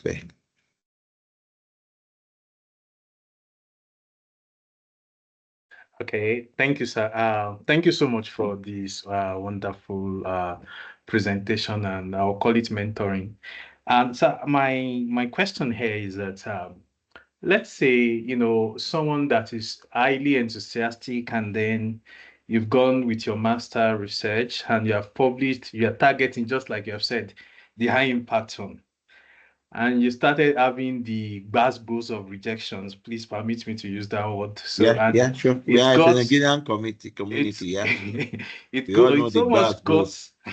it's almost got into one that, to the extent that you started feeling imposter syndrome. Like when you read a paper from the same output, you feel you have better quality, but why is it that you started having these doubts? So what do you say to that kind of a person, and how can one navigate that period, especially when you are alone, when you are trying to find your footings by yourself, nobody to look up to really guide you, and then so what do you advise, sir? All right, very good question. Look, guys, look at me. am I handsome or not? The answer is I don't care. I know I'm handsome. You see, now your opinion, what I tell my students is listen, that is their opinion. Everybody has opinion. You know, somebody that you see, wow, this lady is beautiful. Somebody will say, this one, look at the long nose. The long nose that you are admiring. Somebody is saying this one is Pinocchio. You see? So, one of the things you must understand that this thing is opinion-based. So it's not the correct measure of your worth. Of course, when something is wrong, accept and do it. But when you begin to have those comments, and yes, it is very true. You see the same paper. I still said it when I was in Germany recently that listen, you guys on the issue of rejection. But don't worry, it is their view. So what you tell the person, or if it is that, look, this is somebody's opinion. People have right to their opinion. It's their human right. But your opinion is not what will define my worth. Okay? So that's the first thing, that don't worry. This is a common thing in academics. Everybody go. I believe Nobel laureates have had rejection. Even Nobel laureates have gotten their paper retracted. So the truth is, it is somebody's opinion, not your word. I think that is very important. Then the second thing is that you must learn criticism. You must be able to accommodate when people say your work is nonsense, then you don't fight back and start throwing tantrums. So another thing is, when it's becoming too much for a particular manuscript, then stay back and just say, you know what exactly is wrong? Sometimes I have many testimonies on this from one of my friends. Sometimes you just change the title. Maybe it's the title that is repulsive, unattractive. Sometimes it's the same paper. Just look for a better title. Sometimes some journals like fancier titles. Sometimes some journals like basic titles. Just tweak the title a bit. Don't keep submitting the same title. What if they have a way of, those journal system have a way of knowing? Okay, so change the title a bit, rewrite the abstract a bit, refocus the paper on what you think you are trying to tell them, and you can get lucky. So, but don't forget that this is opinion-based. The same paper rejected, somebody else may say, wow, this is a good work. It just depends on whose hand your paper lands sometimes. So it's not your opinion, it's not your word. It is somebody's opinion. Have I answered you, sir? Yes, sir. Thank you so much. Thank you very much. Okay.